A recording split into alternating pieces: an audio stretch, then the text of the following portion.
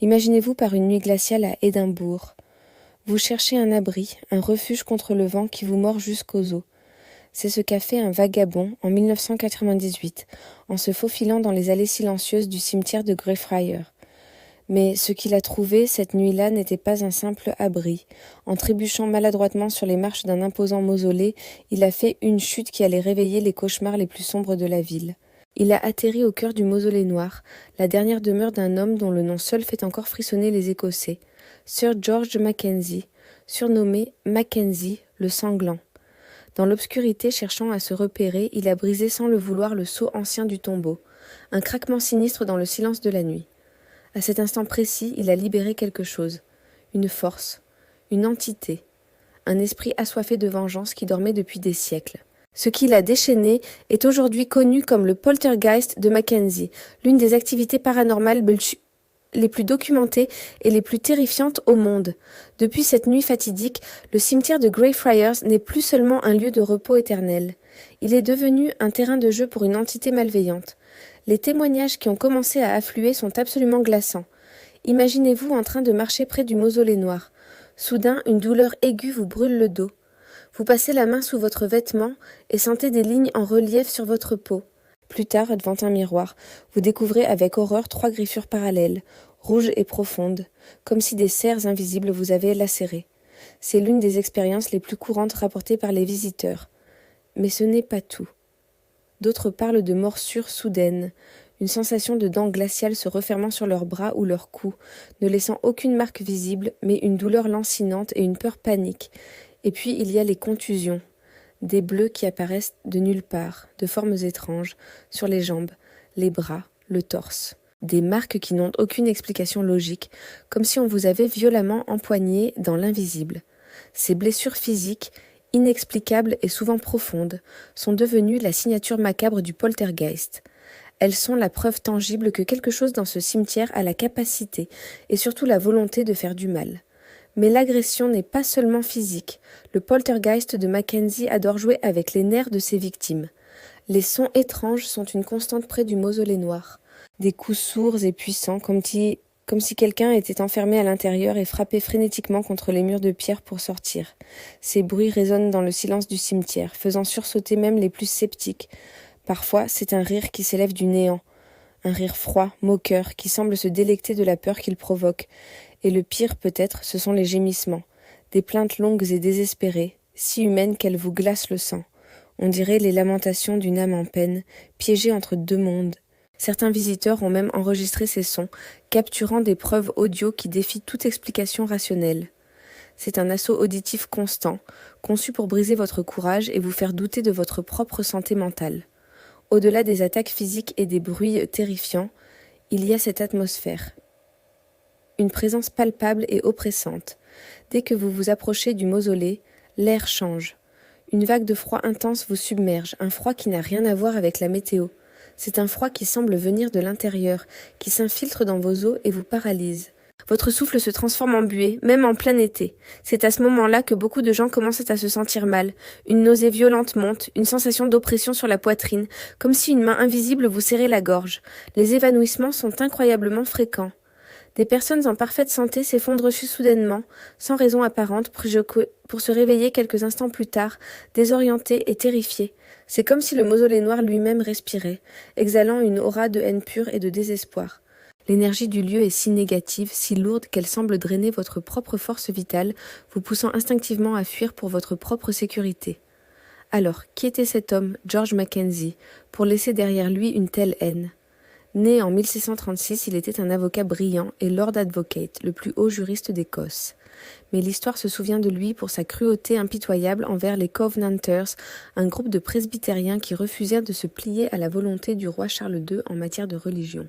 Mackenzie les a pourchassés, persécutés et condamnés avec une férocité qui lui a valu son surnom de Mackenzie le sanglant. Il est responsable de l'emprisonnement de plus de 1200 Covenanters dans une section du cimetière de Greyfriars, juste à côté de l'endroit où son mausolée sera plus tard construit. Les conditions dans cette prison à ciel ouvert étaient inhumaines. Le froid, la faim, la maladie, des centaines y ont laissé la vie. Mackenzie a supervisé des exécutions, des tortures, et a montré une absence totale de pitié. Il est mort en 1691 et a été ironiquement enterré à quelques mètres seulement de ses victimes.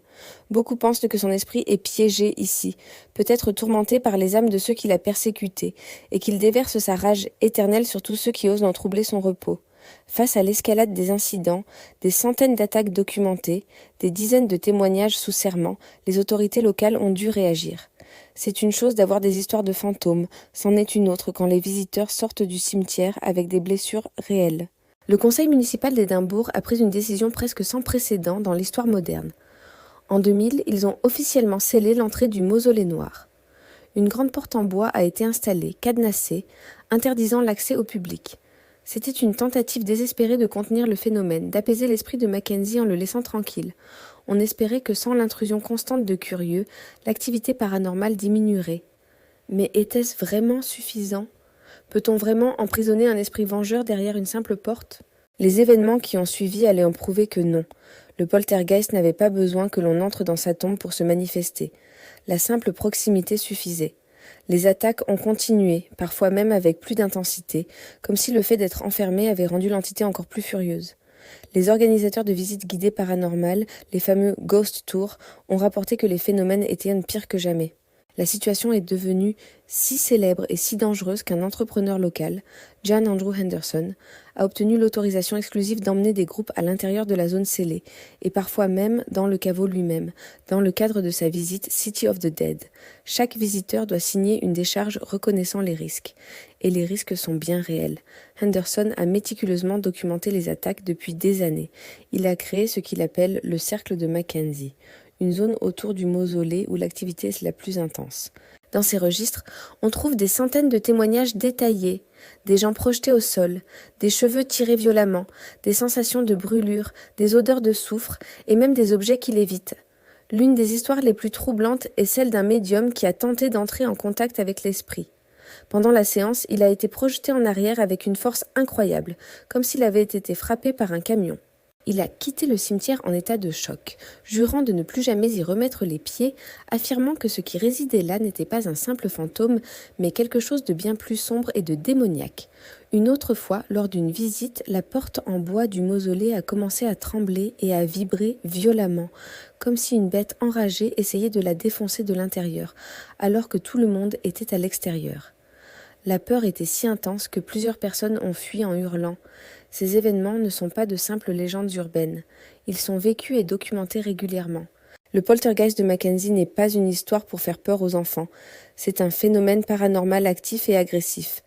Alors, est-ce vraiment l'esprit de George Mackenzie ou est-ce autre chose ?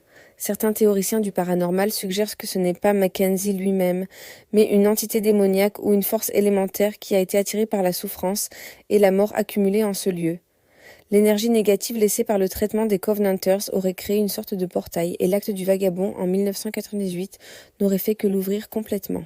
D'autres pensent à un phénomène de pensée-forme, des décennies, voire des siècles, de peur et de haine concentrées sur la figure de Mackenzie auraient fini par créer une entité psychique qui incarne cette peur. Quelle que soit la vérité, une chose est sûre, quelque chose de puissant et de malveillant hante le cimetière de Greffriard. Les preuves physiques, les témoignages concordants de centaines de personnes qui ne se connaissent pas et la réaction officielle des autorités de la ville en font l'un des cas de hantise les plus convaincants au monde. Aujourd'hui, le mausolée noir reste là, silencieux et menaçant. Même en plein jour, il dégage une aura de tristesse et de danger. Et chaque nuit, des courageux ou des inconscients viennent tester leurs limites, espérant ou redoutant de vivre leur propre rencontre avec Mackenzie le sanglant. Et beaucoup ne repartent pas déçus, ou indemne. L'histoire du poltergeist de Mackenzie est un rappel terrifiant que certaines portes ne devraient jamais être ouvertes et que certains esprits ne trouveront jamais le repos. Et vous, oseriez-vous passer une nuit dans le cercle de Mackenzie ? Merci d'avoir suivi cette histoire jusqu'au bout. Si les mystères et le paranormal vous passionnent, n'hésitez pas à vous abonner à la chaîne et à activer la cloche pour ne rien manquer de nos prochaines explorations de l'étrange. Laissez un commentaire pour nous dire ce que vous pensez de cette affaire et si vous connaissez d'autres lieux aussi hantés. À très bientôt pour une nouvelle aventure.